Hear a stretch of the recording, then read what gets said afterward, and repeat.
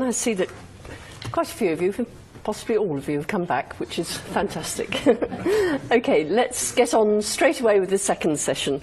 Okay, if you remember last week, we considered these four things. So we asked whether rules are essential to moral reasoning. And if you remember, we did that by looking at a moral dilemma. And we looked at two moral theories. Can you remember what they were called?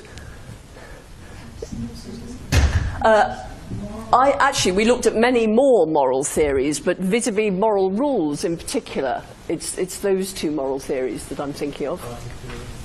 Particularism and generalism. Well done, good. So the particularists believe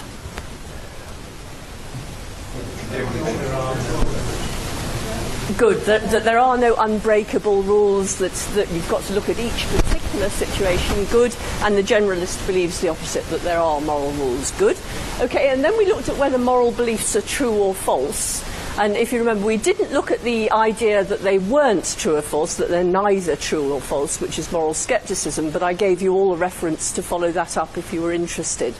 But we did look at the fact that moral rules are made true or false by something rather different to statements like the earth is round or the cat is tabby. Do you remember? And we looked at whether moral beliefs are true or false absolutely or only in relation to something. And we looked at three different types of moral absolutism. Can you remember what they were? Three different types of moral absolutism.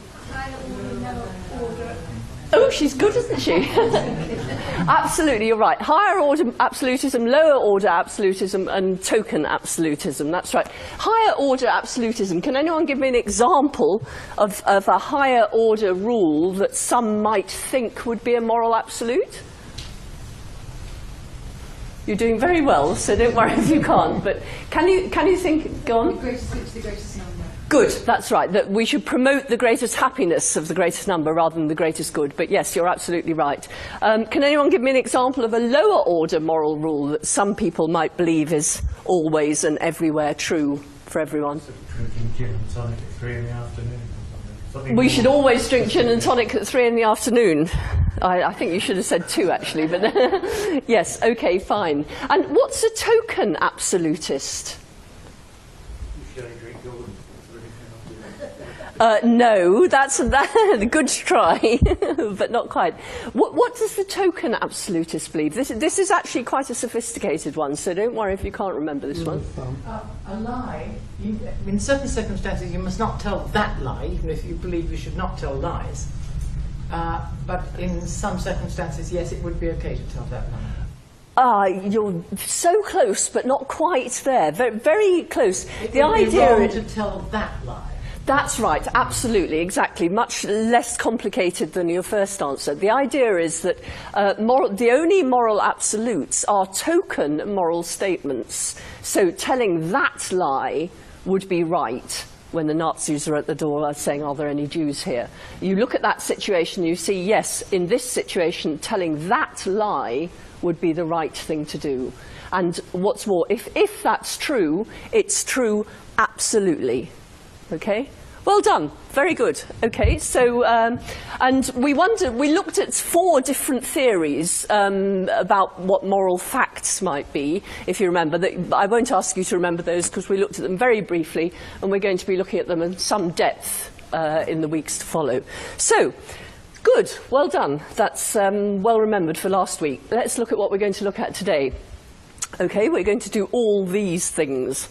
I'll let you read those because you can read as well as I can.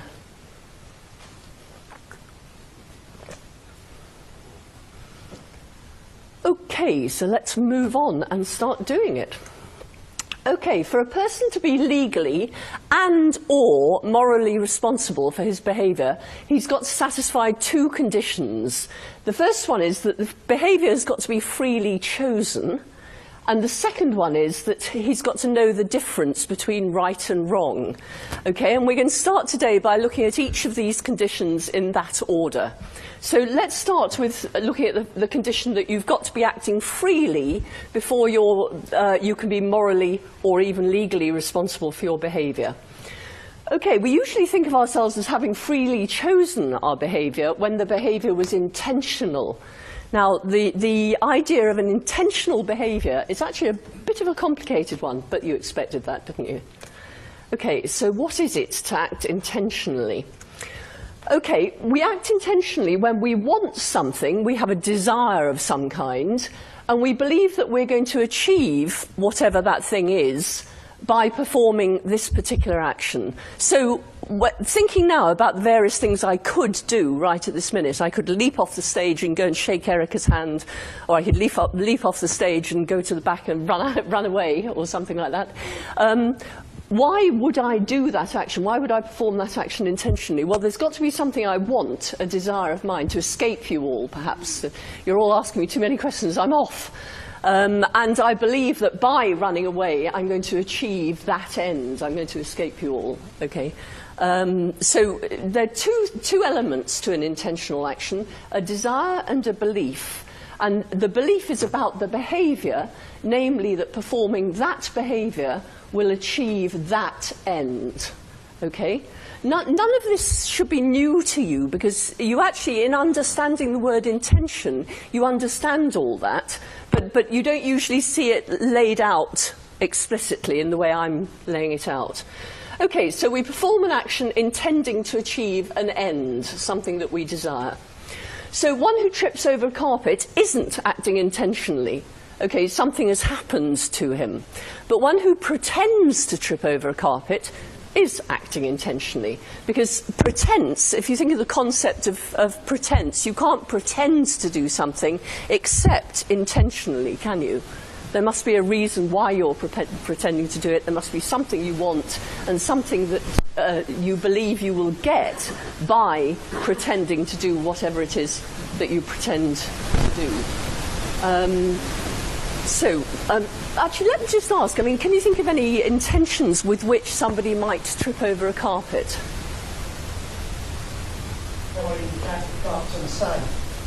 They wanted to show that the carpet's unsafe. Yes, okay, they might have complained about it before, but nobody's acted, so they're trying to show that it's unsafe. Yep.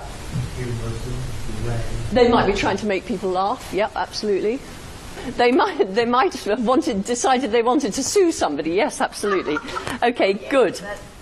So, imagine that Tom, in reaching for his pen, knocks over his mum's mug. So I reach out for my pen and knock over this glass, something similar.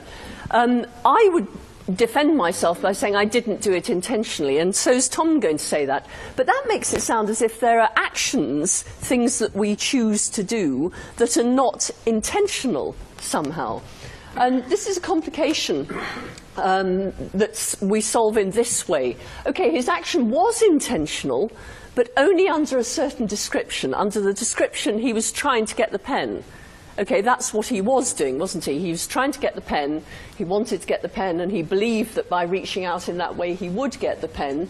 The very action that was the reaching out to get the pen was also the action that caused the spilling of Mum's coffee, the knocking over of Mum's mug. But it wasn't intentional under that description. Do you see the difference? So any action, any token action, so if you just take this as a token action, it's going to be describable in all sorts of different ways. So each one of these lines that I've drawn here could have a description attached to it. So this is Marianne writing on a flip chart. It's an action of Marianne's. It's at 10 minutes past 2. Do you see what I mean? Each different description is a description of one and the same action. And it need only be intentional under one of those descriptions for it to be an intentional action. And therefore, for me to be responsible for it, so having chosen to do it. Sorry, what's an error in belief? Well, he believed that by reaching out he would pick up the pen. Well, and he believed that that was a reasonable thing to do. He didn't believe that it was going to have other consequences.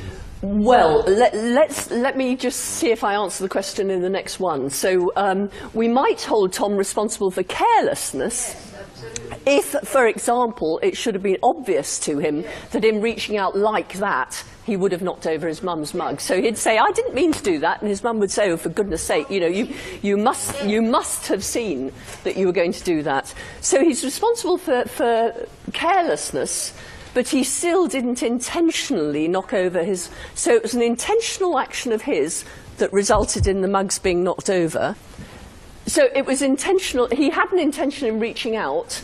Because it was his intentional action, he is responsible for knocking over the mug, but he may have knocked it over intentionally. And then the question is, was he careless or not? Could he have foreseen if he had thought about his action? So, okay, he didn't act with the intention of achieving that end. So actions are intentional only under, or only relative to use the vocabulary we were using last week, certain descriptions. And we're morally and legally responsible for the action only under the description in which we acted intentionally. So, someone's guilty of manslaughter if an intentional action of theirs caused the death of someone, but they didn't intend the action to have that consequence. Do you see how in law you've got to have intended someone's death in order to be guilty of murder? If you didn't intend their death, you can be guilty only of manslaughter or various other things like cult negligence. Conscious desire doesn't come into it. An unconscious desire, it has to be a conscious. Well, no, because a lot of the things that we do are unconscious. So for example, I often don't realise when I'm lifting up this glass to have a drink. But so there is an unconscious desire to have a drink and an unconscious intention. But of course, actually, nevertheless, the intention was there. This is something I do so often and so regularly that I don't need to be conscious of it in order to do it. But if you said to me, why are you picking up the glass, I would be able to answer that question. So it may be below the level of consciousness, but it can be brought to consciousness fairly easily. We usually know why we act, not always actually, which is interesting. Sorry, there are lots of questions now. I'm going to take one and then go on, because otherwise I'm... Would it make a difference if you argued that you were genetically programmed towards something like you were genetically programmed towards violence? How would that influence your intention? Okay. So if I had the MAO1 gene, I think it is, I'm not sure, which seems to correlate with extreme violence, could I use that in a court of law to say, yes, I did it, but I didn't do it intentionally? That would be the argument there. You say, could you ask that? Well, of course, that's a very big question, isn't it? Because we would usually say that somebody who can be clinically shown to be a kleptomaniac shouldn't be done for stealing. Well, if somebody has this gene and it does correlate, I suppose a lot of questions would be asked about how well it correlated, etc., etc. But yes, your question shows that you've understood what's going on here. It's intentional only if you are acting on the intention to achieve some end, some desire of yours. Okay, so there are behaviours that are not intentional under any description, such as tripping over a carpet, and there are actions that are intentional under some description, pretending to trip over the carpet, and only the latter are believed by us to be freely chosen. Okay? So of the behaviours that are intentional under some description, they're all going to be describable, yes, in many different ways. Actually, that's the point I made earlier. So here's a token action. Here are lots of different descriptions of this action. It's intentional under this description, let's say, but not under any of the others. So that's that's the description under which it was intentional. Okay, but some people deny that even our intentional actions are freely chosen. Okay, some people believe that all our behaviours are causally determined by the laws of nature, the situation in which we find ourselves, and our upbringing. So, I think probably most people in this room remember the early 70s. If you don't, I apologise. But in the early 70s, it became very fashionable to say that everything was conditioned, didn't it? That when you did things, you did it not because you chose them freely, but because you had been conditioned to do them. Well, what they were talking about there was our upbringing. Your mention of genetic determinism, the idea that somebody with a specific gene might be given to extreme violence, not because he intended to cause any damage, but simply because he was genetically programmed, I think it was the word you used, to cause that damage. And of course, actually, there's always going to be a trigger. So the laws of nature are such and such. So it says that anyone with this gene is going to engage in extreme violence. Well, that doesn't mean he's going to engage in extreme violence all the time.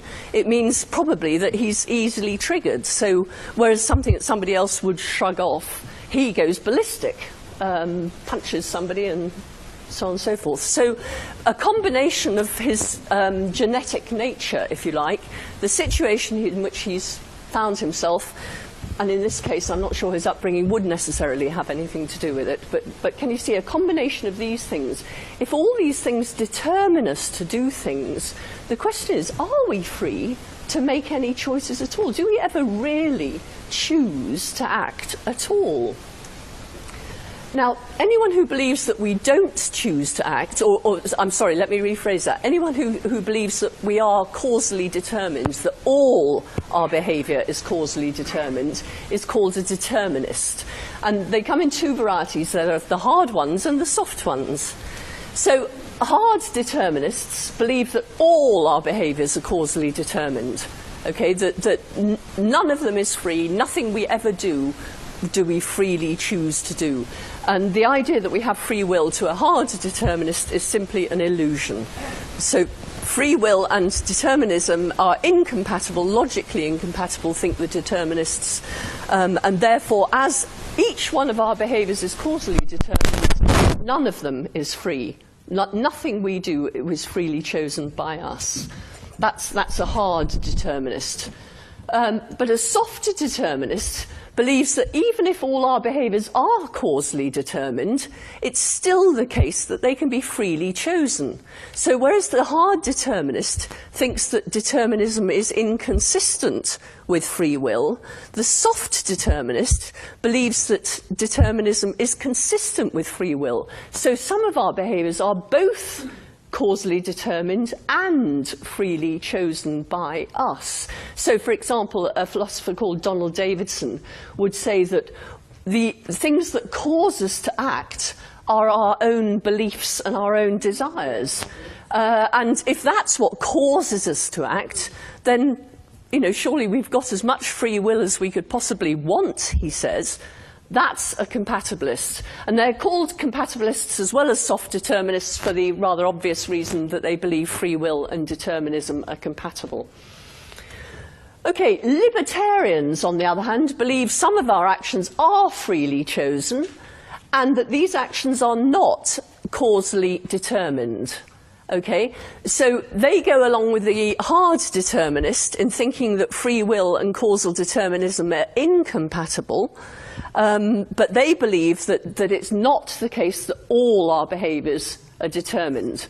Are you with me? So, just to summarise that, nobody believes that all our behaviours are freely chosen, because we all recognise that when we trip over a carpet, we didn't choose to do that. Okay, that was a causally determined behaviour. We can all accept that.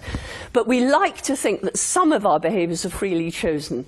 The hard determinist thinks we're wrong, because all our behaviours are causally determined, and that's inconsistent with being free, so none of our behaviours are free. The compatibilist or soft determinist believes that some of our behaviours are freely chosen, but that all our behaviours are causally determined. And the libertarian believes that some of our behaviours really are freely chosen, that not everything is causally determined. So here are the options, and have a quick look at that and see where they all fit.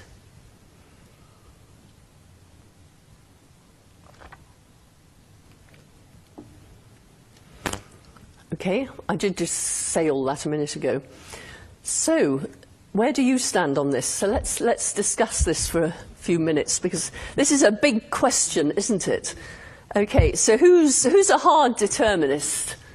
Come on, who's the hard-nosed ones amongst us? Could you remind us what a hard determinist is? Yes, a hard determinist is one who believes that all our behaviours are causally determined, and that means that none of our behaviours are free. Okay, who's a hard determinist? Anyone? No? Okay, or at least nobody's prepared to admit to being a hard determinist. We might come back to that in a minute. Okay, who's a libertarian? Somebody who believes that it's not the case that all our behaviours are causally determined, so some of them are free. Okay, quite a few libertarians. Oh, quite a few libertarians. Okay, and who's a compatibilist or a soft determinist? This is someone who believes that all our behaviours are causally determined, but that's consistent or compatible with some of them being free. Okay, right, quite a few. Okay, usually there are more people who want to be a compatibilist than this. It's always tempting, I think, to be a soft determinist or a compatibilist, and the reason is that enables us to be scientifically respectable, because we can admit that everything is causally determined. Actually, no scientist believes everything is causally determined these days, but so we've got to loosen that up a bit. But let me leave that in there just for the sake of argument at the moment. So we can be scientific realists, we think, by being a compatibilist, and we can also maintain our belief in free will. Well, you know, what's not to like? These are two things we both want to do. Let's do them. And unfortunately, anyone who came to my critical reasoning course last year will know that wanting it to be the case that P is a lousy reason for believing that it is the case that P. Okay, we might want to be compatibilists, but actually it's really quite difficult, because the reason that libertarians and hard determinists aren't compatibilists is because they believe that actually it's logically inconsistent compatibilism, because how can an action, a token action, one and the same action, be both causally determined and free? That's the question. Okay, so if we don't have free will, then the question of whether we're morally responsible for any of our actions becomes a very big question. I mean, lots of people, the question about the extreme violent person who's genetically determined to be extremely violent. Lots of people think these days that genetic determinism is true. Well, if it is true, then are any of us morally responsible for our behaviours? If we can't do anything other than what we actually do, then in what sense are we morally responsible for our behaviour? Surely it's just not very useful to end up with a situation which says no one's morally responsible, because society relies on rules of some sort which we make up to control ourselves, and it sort of leads you down the road of saying, well, if no one's morally responsible, we won't have any rules. Absolutely. This is why this is such a big question, because we absolutely can't run as a society, can we, without at least the law of the land. I mean, if there are no moral facts, which is one of the things we considered last week, we know there to be legal facts, and we absolutely need these laws, and therefore we need some concept of legal responsibility. And I suggest we need some concept of moral responsibility too. But the question becomes, if this is true, is what is that concept? How are we motivate the concept of legal and moral responsibility if we accept determinism? So that's the question. Okay, just one more question, and then I'll move on. I was just thought it was interesting you saying that no scientists believe that Yes, I'd everything's like to know why. causally determined, because I would have said in a way I was a hard, whatever it's called. Determinist. Yeah, determinist, but it's not useful to be one. Because, I mean, scientifically I don't know, but I would have thought scientifically that was more likely to be. Well, the reason, I mean, people think there are not deterministic laws. One reason would be quantum mechanics, which suggests that there are things that are undetermined. But of course, actually, you wouldn't want to motivate free will by the idea of things happening at random either, would you? Because our intentional behaviour doesn't appear to be something that's undetermined. I mean, when we act, we choose to act for reasons. Our reasons seem to cause us to act. So there are causes for our actions, but they don't appear to be deterministic causes in the way that physical causes seem to be at least more to the deterministic end of the spectrum. Could they not be like genetics, where there is randomness and basically The stuff Well- that works tends to float to the top. As I said, I was only going to take that one question. I think we'll have to leave that on one side. There might be some room left at the end for questions. We'll have to come back and look at this. But you can see, can't you, what a huge question this is. Free will is absolutely central to our notion of morality, to our notion of moral responsibility, and indeed legal responsibility. And if it's correct that we don't have free will, somehow we've got to motivate the idea of moral responsibility, but without free will. And that's quite a big question. And obviously there's a whole industry of people doing this. I mean, this keeps philosophers in jobs for life. So we like big questions. Okay, let's move on. So that was the first condition for being morally responsible, that we act freely, that we choose our actions. I mean, one of the reasons we don't think of dogs and cats, for example, as morally responsible is we don't think of them as choosing their actions. They seem to be causally determined, let's say. But the other one is the idea that we're only morally and legally responsible if we can distinguish between right and wrong. So if you think back to your Genesis, where Adam and Eve ate of the fruit of the tree of the knowledge of good and evil, okay, and then they became like gods, understanding good and evil. Until that point, they couldn't do anything wrong or right, could they? Because they didn't have any concept of the distinction between right and wrong. And actually, this is where Genesis is interestingly contradictory here, isn't it? Can anyone see the contradiction immediately? Because, of course, there was a wrong action, wasn't there? It was the very eating of the tree of the knowledge of good and evil.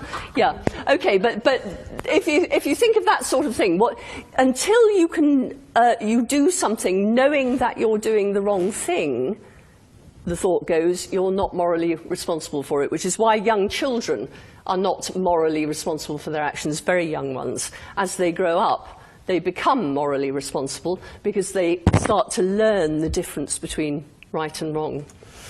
Okay, so we're morally culpable for an action only if we choose to perform it knowing that we're doing something wrong. Okay, so we do wrong knowingly. Actually, Socrates claimed that we never do wrong knowingly, because if we do something that's against a rule, we do it because at the moment we don't believe in that rule. So, and let's put this in a non-moral context for a moment. I don't want to eat cream cakes because I'm getting fat, and therefore I want to lose weight, so I don't want to eat cream cakes. So how come I'm eating this cream cake right now? Answer, at the moment that I reached for the cream cake, I didn't want to be on the diet. I wanted the cream cake more than I wanted to be slim. So I never act against my beliefs about what the best action is. And in the same way, when you do something, you don't do it believing it to be wrong. At the moment you do it, says Socrates, you believe it to be right. We never act knowingly to do the wrong thing. But let's put Socrates on one side. Usually, we think we need to know that an action is wrong in order to be morally responsible. So we don't start life as moral agents, because we don't start life with the ability to distinguish right and wrong. In order to become morally responsible, we've actually got to acquire an understanding of when an action is right and when an action is wrong. And that's why children are not usually deemed responsible under the law until, in this country, it's 12. Sorry, it used to be 12, it's now 10, I think. Do you remember when those two young boys recently, I've forgotten their names, but... Well, Thompson and Venables, yes, but just recently there was another case, wasn't there, when, again, the boys were 10, and there was a big thing about whether they could be tried at all for this act. Because were they of an age of legal responsibility or not? They were right on the borderline of it. And that's what's going on there. Okay, you might think that this is a requirement too far. Can we really claim to have moral knowledge at all? Okay, do you remember last week we were thinking about whether or not there are moral facts? And of course, the question of whether we can know that there are moral facts is a completely different question. There might be moral facts, but we can't know what there are, or there might not be moral facts at all. Okay, so this is a difference between metaphysics and epistemology, and anyone who's done philosophy before will, I'm sure, have come across this distinction. It's a very important distinction. When you're talking about metaphysics, I think I might have done this. Yes, okay. Moral epistemology is concerned with how we justify beliefs about right and wrong and whether they count as knowledge. So what can we know about right and wrong? How can we justify claims to this knowledge? And so on. And moral metaphysics is concerned with the nature of moral values and whether they exist at all. So, to take it out of a moral context, there's the world that we picture, okay, and there's our pictures of that world. Are you with me? So there's the chair about which I have a belief, and here, I don't think it's in my head actually, but let's say it is. Here is the belief about that chair. So we've got to distinguish between those two things. And putting it in that sort of way, the world that we picture is metaphysics, and our picture of the world is epistemology, our beliefs, our knowledge of that world. It doesn't quite work that way because, of course, there's the metaphysics of knowledge. When we're asking about the nature of beliefs and whether beliefs exist, do you see what I mean? Then we're doing metaphysics of beliefs. So it's not the case that if it's immediately to do with belief, it's to do with epistemology, because we might be doing the metaphysics of epistemology, if you like, just to confuse everything. Okay, here's a little quiz for you. Okay, I'm going to let you have a minute or two to sort those. Don't yell out, just do it in your head and then we'll do them together. Okay, I think that's enough time. Okay, which is an epistemological question and which is a metaphysical one? How do we know that whether an action is right or wrong? Epistemology or metaphysics? Well done, it's epistemology, that's right. What justifies us in believing that lying is wrong? Hand up if you think it's epistemology. Okay, hand up if you think it's metaphysics. Oh dear. Justification? What's that? I'm looking at number 2. I'm sorry, I didn't hear what you said. Epistemology. It is epistemology, yeah, that's right. So just to look back at the definitions very quickly. Epistemology is concerned with how we justify beliefs and whether they count as knowledge, whether our beliefs count as knowledge. Okay, what about number 3? Are moral judgments right or wrong? Actually, true or false, I should have put there. Okay, metaphysics, hands up. Okay, epistemology. Oops, it's the metaphysics ones, have it on that one. That's metaphysics. Can we ever be certain about the truth of a moral claim? Epistemology? Okay, metaphysics? Okay, it's epistemology, that one. Okay, if moral values really exist, what is their nature? Metaphysics? Or metaphysics, good. Okay, I think you all got that one. How can we be sure that it is always and everywhere wrong to kill? How can we be sure? Is that epistemology or metaphysics? Epistemology, hands up. Good, well done. And do moral values really exist? Metaphysics, good, well done. Okay, like last week, as we got to the end of it, you were beginning to get it right, even if you started off getting it a bit wrong. Don't worry about it, because it's going to come up throughout the lectures, and every time it does, I'll point to the fact that this is either metaphysics or epistemology, and if one of us gets confused, including me, I'll then try and sort out the confusion. But you need to be aware of that distinction. Would you explain to number 4 again? Can we ever be certain about the truth of a moral claim? That one's epistemology, and what gives it away is the word certain, because certainty is to do with knowledge rather than to do with truth. I mean, we've got to be a bit careful there, because, of course, knowledge involves truth, but knowledge goes further than truth, doesn't it? There's got to be something else there. One more question, then we're moving on. When one's doing science, epistemology is very important and can be conversed about. When one gets on to metaphysical questions, one's usually shooed into a corner, so don't go there, it's too hard. Is this the same thing happening in ethics? No, because both metaphysics and epistemology are difficult, and if we were going to shy away from difficult questions, we could all pack up and go home now. and I'm shocked to hear the scientists. But what, go with metaphysics? Well, they're not trained in metaphysics. Yes, quite.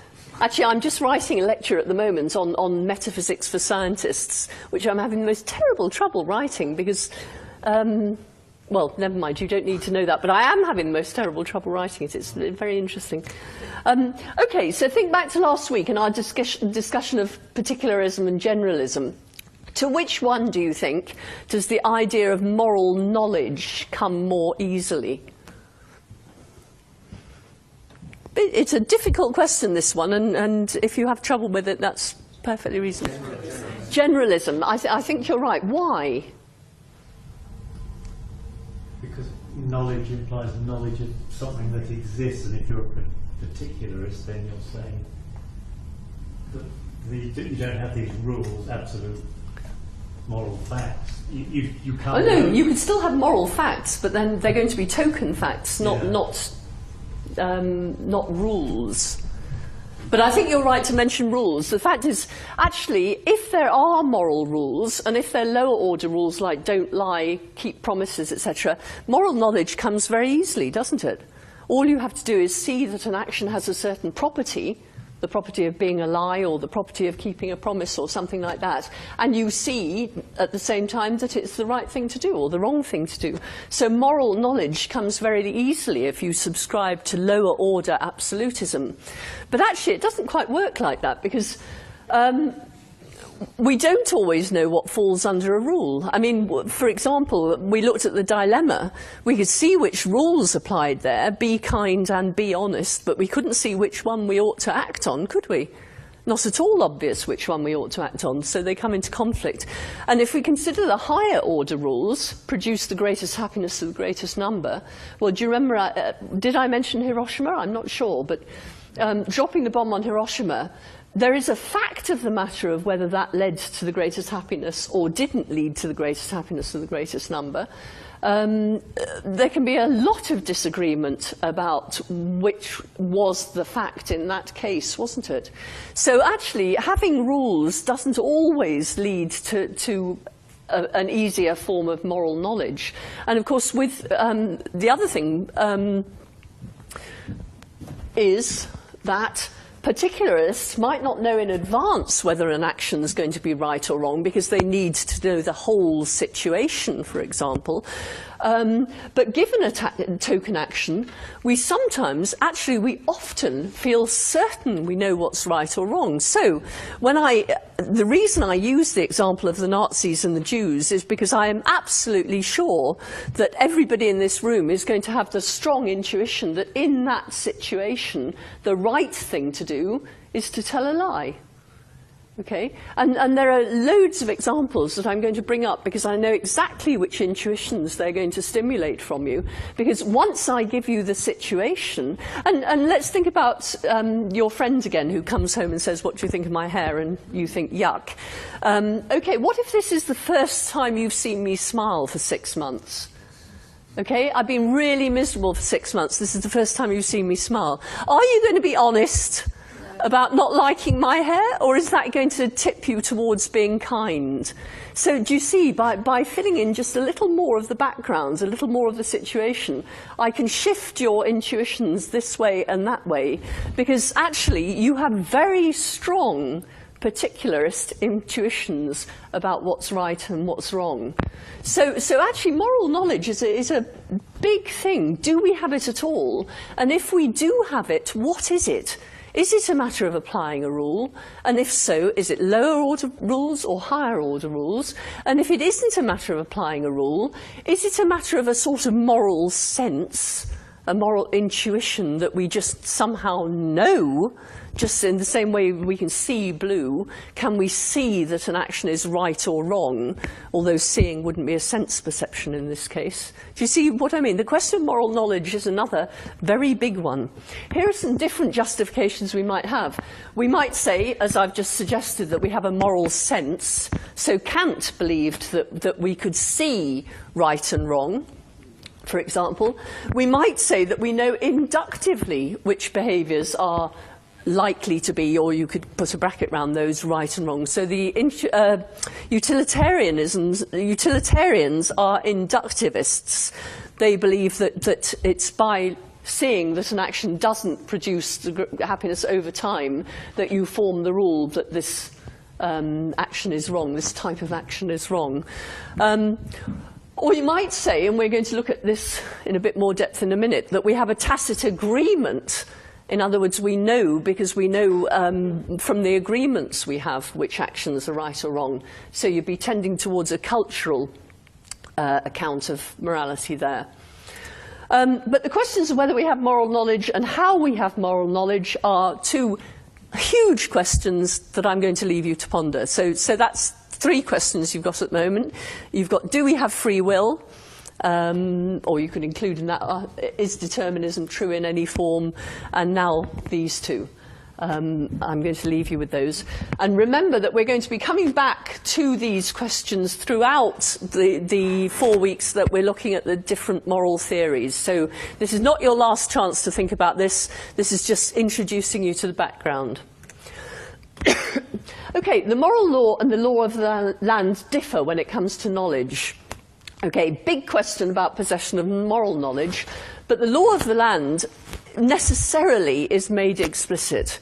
You cannot have, well, in fact, there's something very badly wrong. There are places where the laws are not written down. You can fall foul of the law without realizing you are, but we tend to think of those societies as there's something wrong with them, because we believe that the law of the land should be made public and that ignorance of it isn't a defence, because it's made public in such a way that you can't really defend yourself by saying that you didn't know such and such was a law.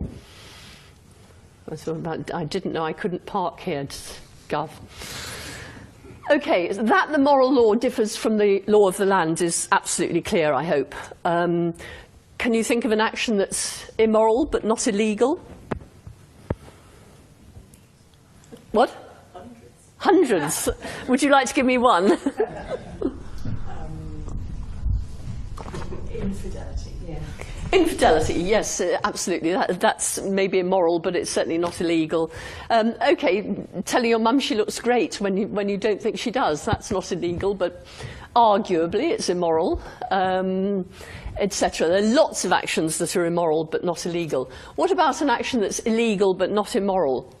This is slightly more difficult because the very fact that it's illegal might make you think that doing it makes it immoral. But if we put that complication on one side for a minute, can you think of an action that's illegal but not immoral? Certain medical interventions near death. Oh, that's interesting. Okay.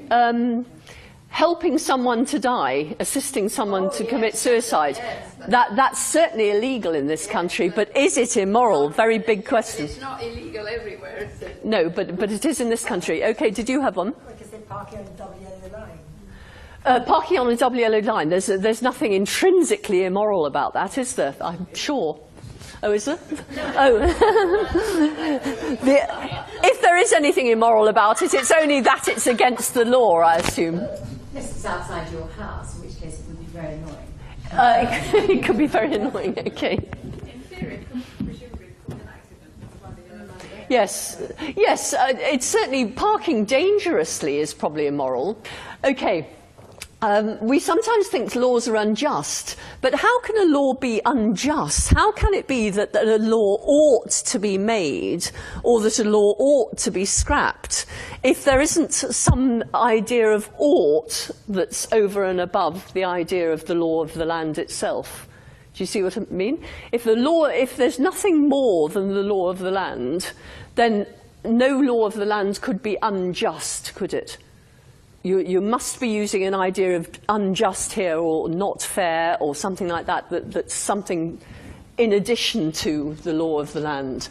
So the moral law, and in using the moral law here, I'm not necessarily talking about rules, I'm talking about the way it seems to have authority over us. When we see that something's right, we see that we ought to do it.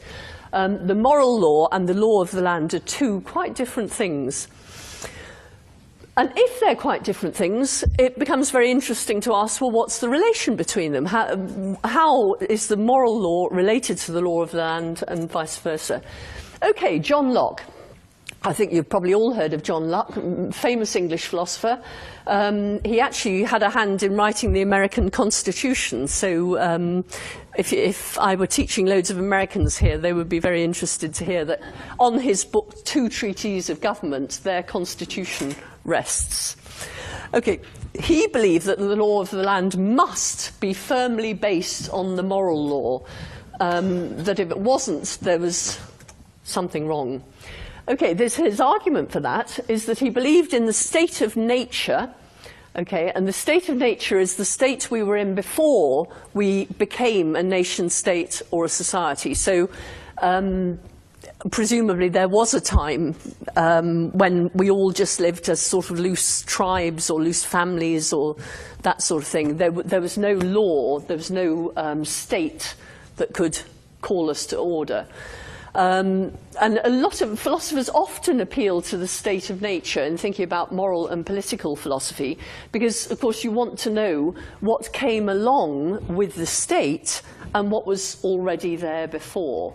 And Locke believed that in the state of nature, so before there were any laws of the land, the moral law already existed. He called it the law of nature, but actually by the law of nature he meant God's law. And he claimed it as preserve as much as possible. So even in the state of nature, we were required to preserve as much as possible. So to go wantonly chopping down trees would have been a violation of God's law, of the law of nature. To go chopping down people would be even more of a violation of God's law. He believed that the idea of a law without a sanction is incoherent. If you've got a law, there's got to be some sort of downside of breaking it. Otherwise, what makes it a law at all? So he also believed that in the state of nature, each of us held the executive power of the law of nature, the right to punish violations of it. So if I'm in my cave and Erica is beside me and I'm looking after her and you come along and beat her up, you know, I've got the right to beat you up in return.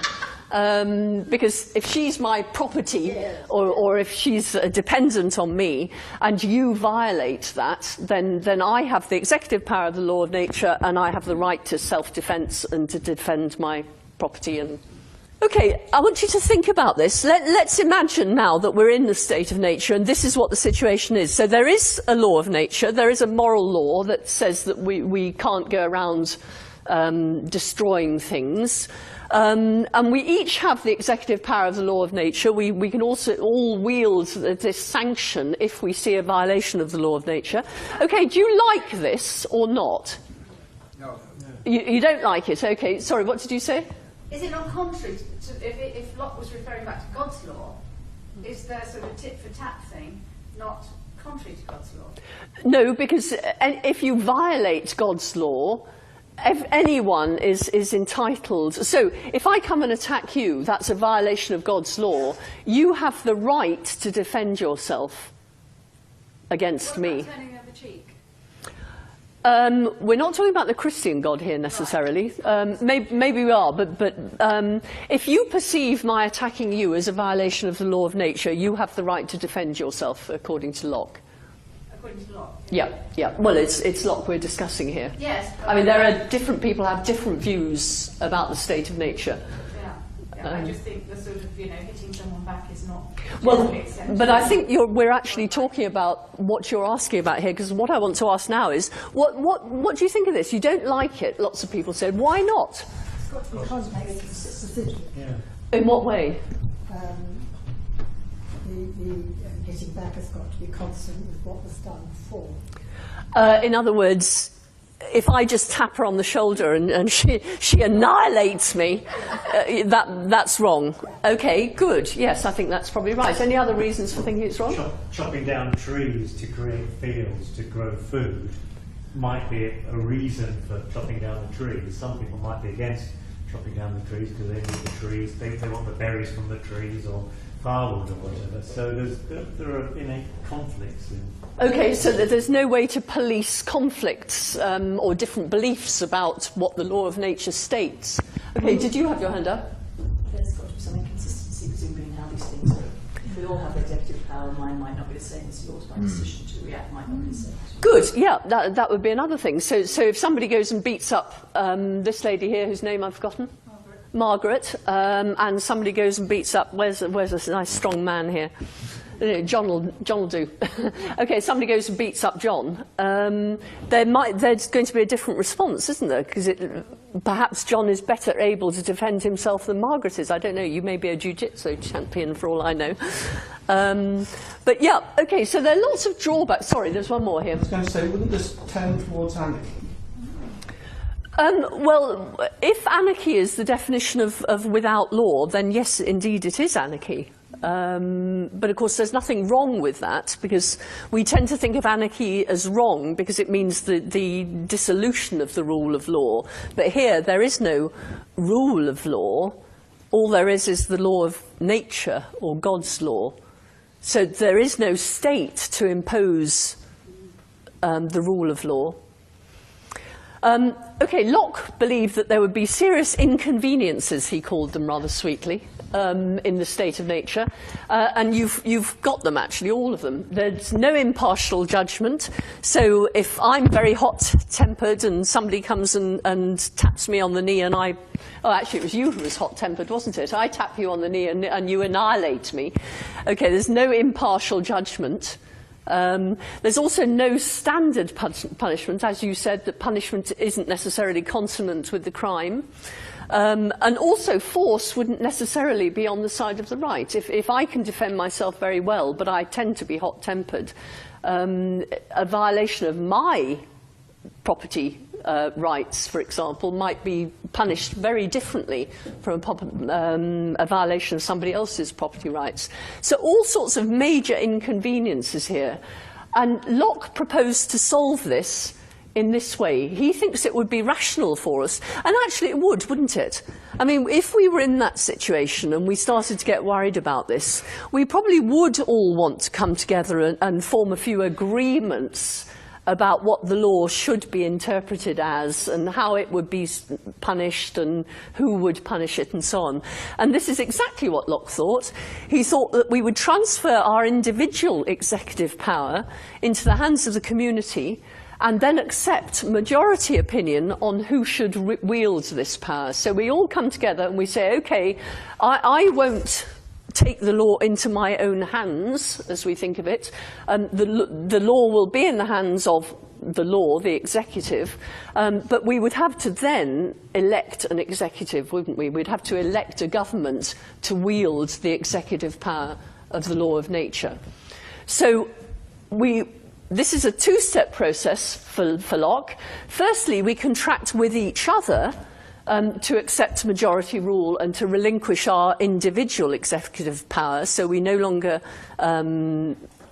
punish violations of the law of nature ourselves. And secondly, we consent to the executive as decided by the majority.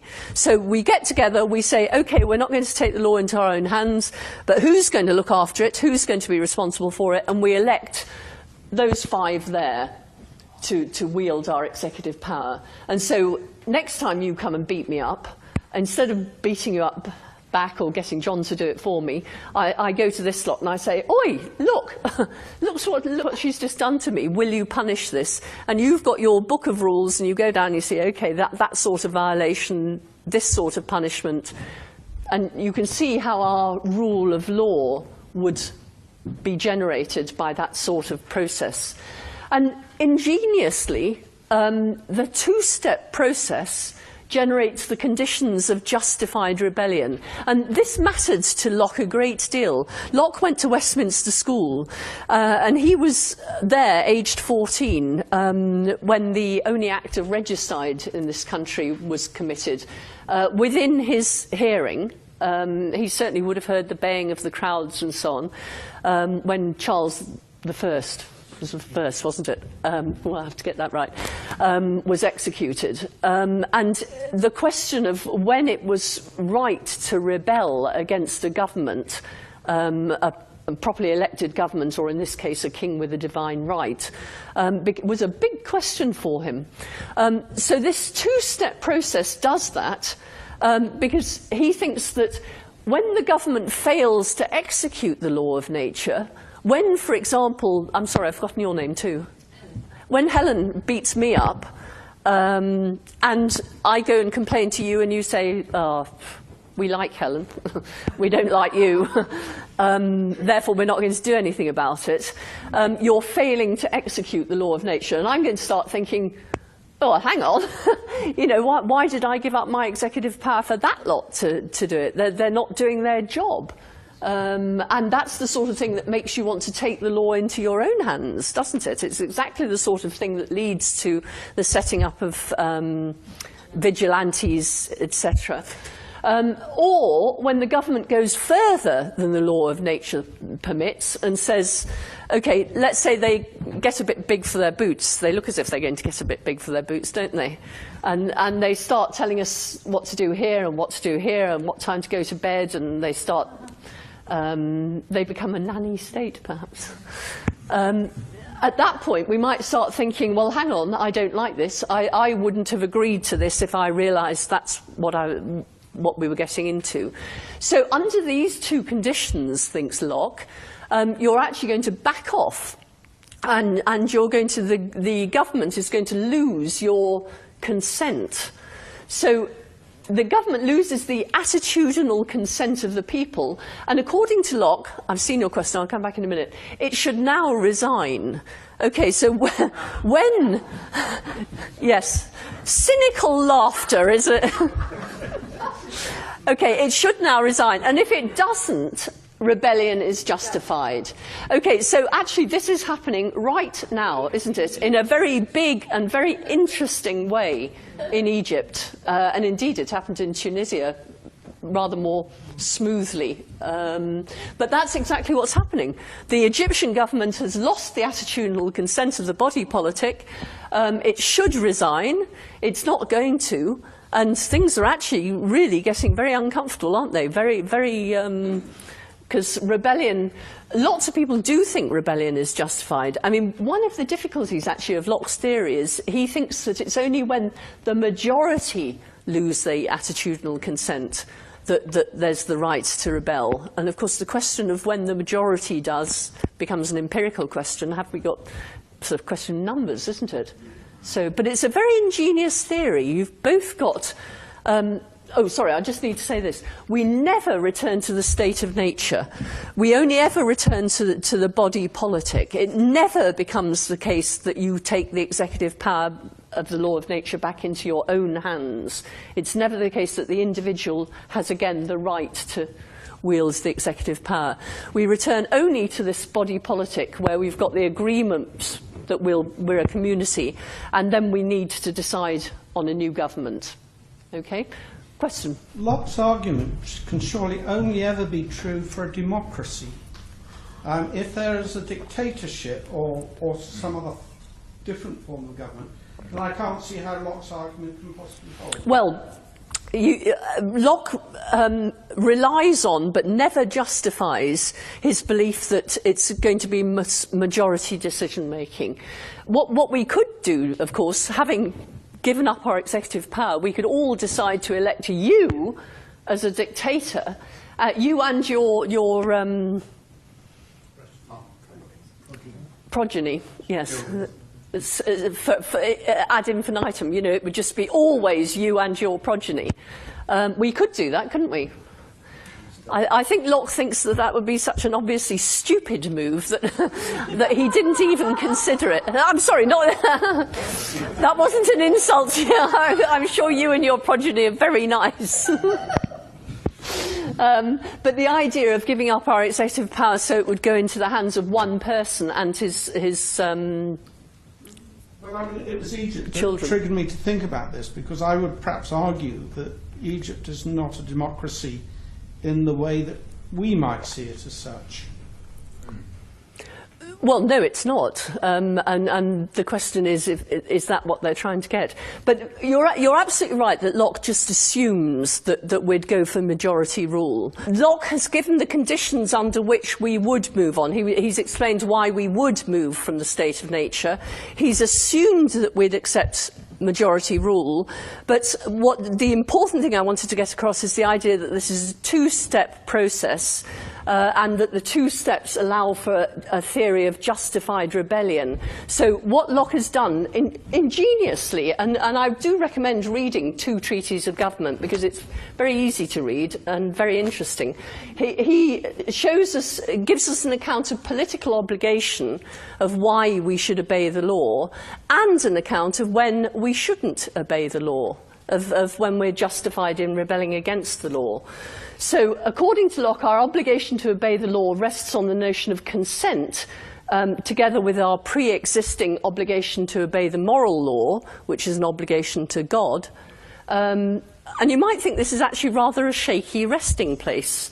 The idea of consent is a very difficult one. Did any of you consent to obey the law? Are any of you naturalised citizens? No. Okay, so there's nobody in Are any of you American? No? Okay, so there's nobody in this room who has consented to obey the law. In America, in schools, they do consent to obey the law every day. They swear allegiance to the flag every morning. Yes, that's a very good question. They're very young when they do it, so of course you've then got another question. They do consent, but is it real consent? If you ask them to consent at that sort of age, and of course under those conditions where everyone's expected to do it, and etc., etc., are they really consenting? I think most of us would probably say no. If one of our ancestors coming out of the state of nature consented, well, why does that bind us? I mean, I don't take myself to be bound by something that my great-great-great-great-grandfather said. We might say, well, it's tacit consent of some kind. I mean, if we all went to the pub afterwards, and that's rather a lot of us, isn't it? I'll take the executive to the pub. Come on, you 5. We'll go down to the pub. They all buy me a drink, and I say, thanks, everyone, I'm off now.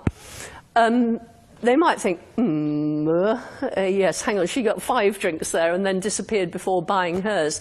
By agreeing to a round system, you tacitly consent, don't you, to buying your own round. I mean, there are people who escape this. I mean, there was a time when women weren't expected to play this game. And certainly if somebody is very young, if you've got a 16-year-old with you, on the whole, you don't expect them to join in. So there are exceptions to this, but on the whole, you tacitly consent to something when you know that you're taking on an obligation by your actions. Well, if we've all been educated in England, England has paid for, or Britain I should say, Britain has paid for our education. Even if we went to independent school, there was still an amount of money that was sitting there waiting for us. And we use the National Health Service, probably if we've ever been taken to hospital by ambulance or something like that. Does our gratitude to the state confer on us an obligation to obey the law? Do we somehow consent to the law, at least tacitly, by staying in the country and using its services? No? Why not? Who said that? You said that. Yeah, no, it doesn't feel right for first. That's not a good argument, it's true. Nothing wrong with intuitions. No. You don't want them to be at the end of argument, but you need them to start it. Mm-hmm. Yeah. Well, okay, I'll leave it on that then. Okay, you don't. It's certainly true, isn't it? If somebody came and gave me a birthday present that I hadn't looked for, I would be obliged to say thank you, but it's not obvious I'd be obliged to do anything else. Could you say that the people of Egypt have given their tacit consent up until now by living quietly for the last 30 years? Well, that would be this sort of argument, yes. What do we think about this? Have they?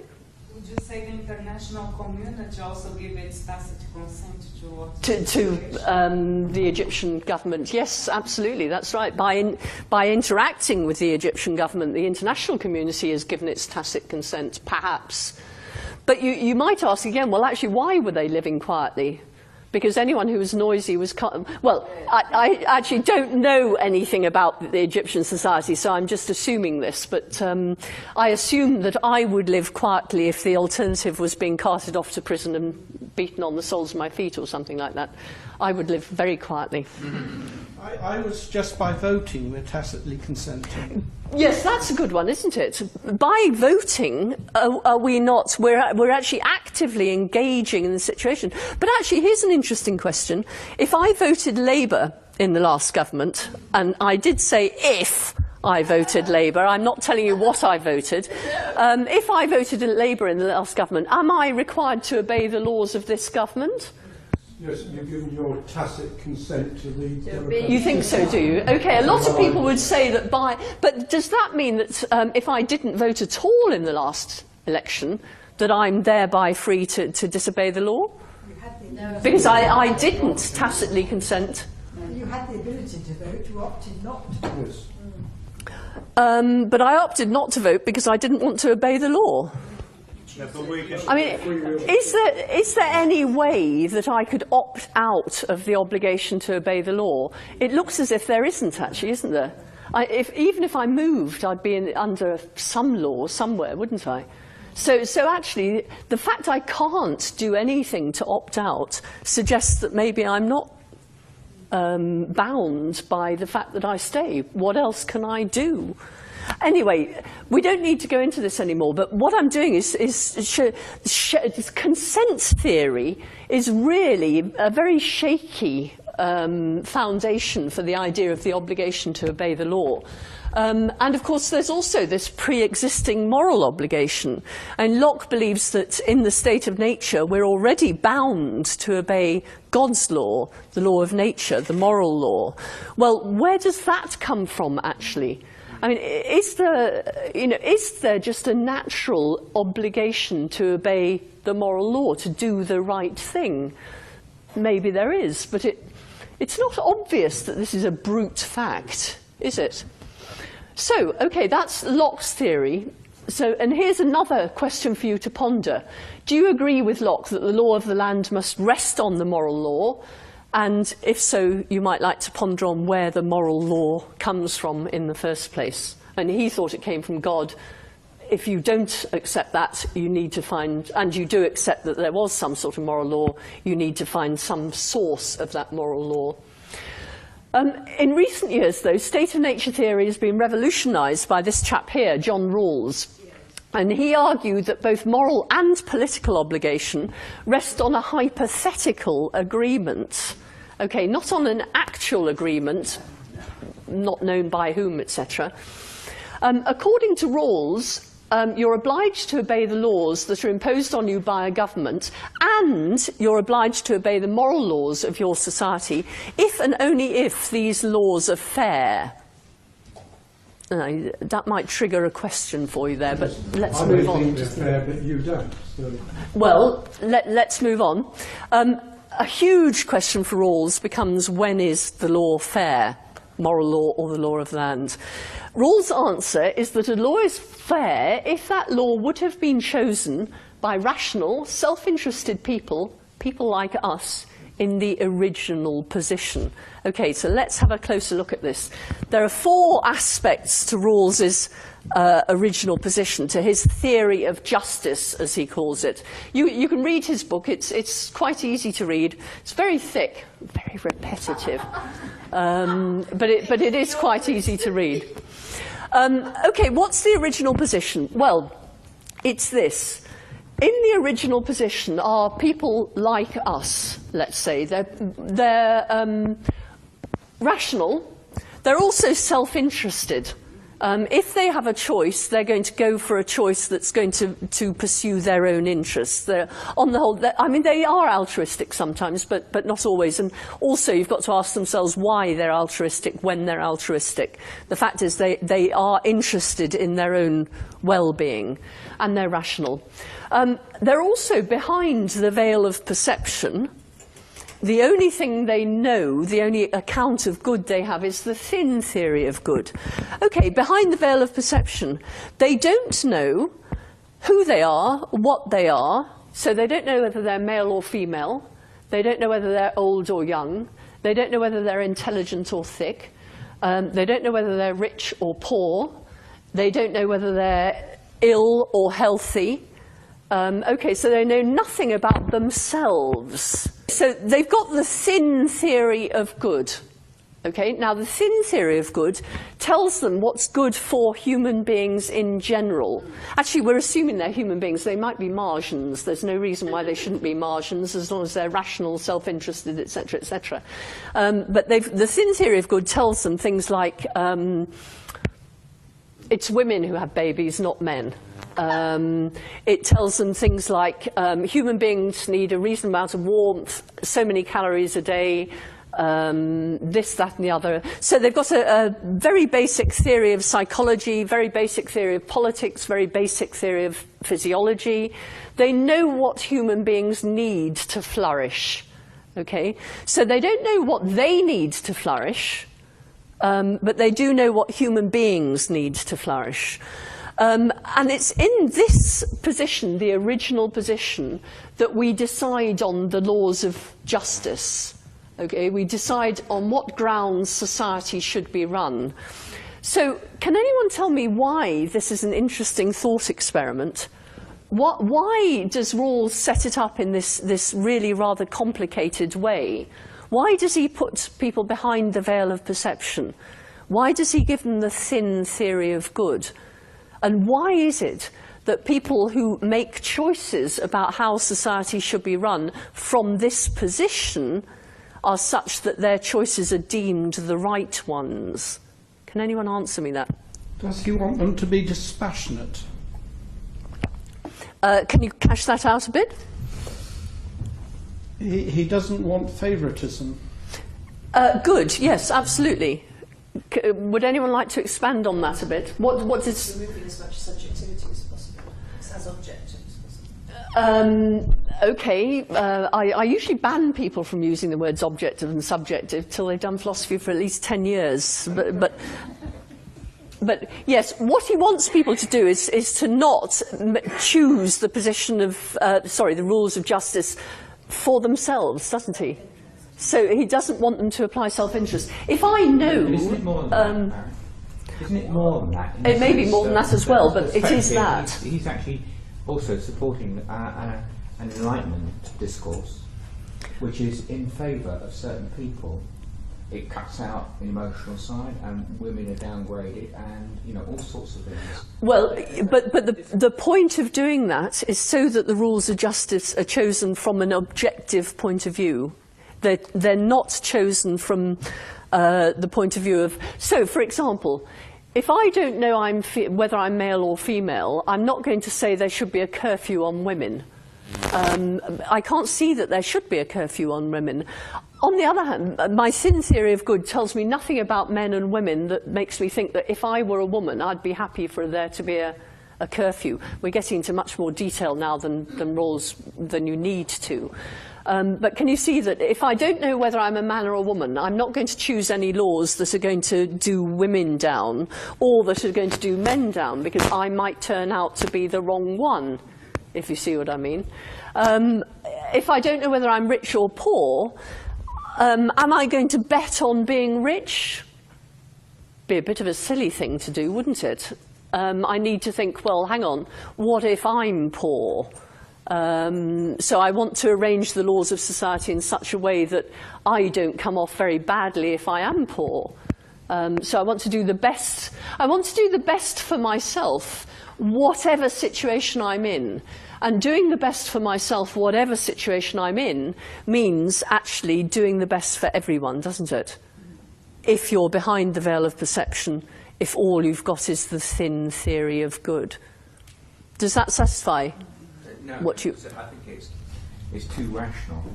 Ah, no, well, he does, well, actually, one of the big questions you've got to ask, I mean, there are all sorts of questions to ask Rawls about this. One is the rationality, the other is self-interest. I mean, actually, people have a huge tendency to be altruistic. Why is self-interest important? I think both those questions can be answered, actually. But another big question would be, well, what do we put behind the veil of perception, and what do we put in the thin theory of good? So, for example, in apartheid South Africa, if you had suggested that the idea that blacks are stupid should go behind the veil of perception, they'd say, well, why? I mean, this is just a fact, isn't it? And you think, well, hang on, no, not according to us, it's not a fact. So actually, how you decide what goes behind the veil of perception and what comes into the thin theory of good suggests that you're going to get out what you put in. But that's actually not the point, because we don't have to actually put anything in just here. We're just looking at the decision procedure. This is actually really a rather, if you don't know whether you're an alcoholic in Bond Square or whether you're a trust fund kid in a large house, etc., then asking you to choose the principles of justice from behind the veil of perception when you've got only the thin theory of good looks like a good idea, doesn't it? What Rawls would say is that this theory explains both moral and political obligation. Oh, hang on. I haven't explained why it does. Okay, how does Rawls' theory explain both moral and political obligation? Answer, if you're living in a society and you see a law that you think, you ask yourself, okay, why are you obliged to obey this law? Well, if the law is such that you can see that you would have chosen it had you been in that situation, then you are obliged to obey it. Do you see what I mean? And actually, you can put it even better than that. If the government that you're being asked to obey is a generally just government, then even if, so this government is such that you can see that if you had been in the original position, you would have chosen it as being an acceptable government, then even if this particular law is unjust, maybe there's still nevertheless reason to obey it. So we go from there being an actual agreement on which we're all going to say, oh no, there wasn't, or nobody asked me, Gov, to a hypothetical agreement where you're asked to say, well, would you have accepted this had you been asked in this original position? And if your answer to that is yes, okay, you may have come out unfairly. You would have said that because you might have been very poor. It's turned out that you're very rich and you wish you hadn't said that, but you can see that you would have said it and that there were good reasons for saying it. This is the source of your political obligation. And for Rawls, it's also the source of your moral obligation. So if there's a moral command in your society, your obligation to obey it is again, because if you look at it and you think that you would have subscribed to it from the original position, then that's the ground of your obligation to obey it. Not any actual consent, but this hypothetical consent of, had you been in this position, you would have agreed. Okay, so notice that there's a pre-existing notion of fairness in here as well. So just as Locke already had the pre-existing idea of moral obligation, Rawls has got it in there as well. It looks as if it's actually very difficult to get away from a pre-existing notion of moral